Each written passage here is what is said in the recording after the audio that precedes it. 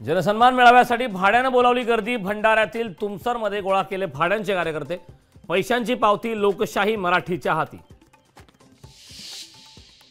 महिलांना पैसे वाटण्यापेक्षा त्यांच्यासाठी चांगल्या योजना आणा। राज ठाकरेंनी लाडकी बहीण योजनेवरून सत्ताधाऱ्यांना सुनावलं।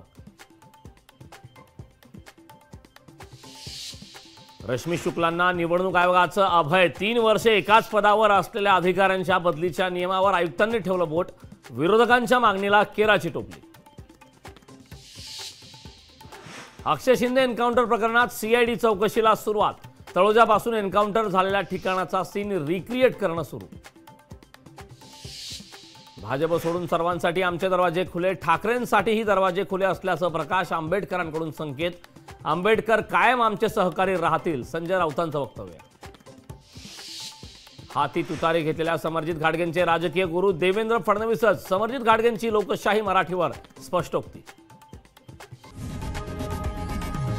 लोकशाही मराठी ऐका, पहा, जागरूक रहा।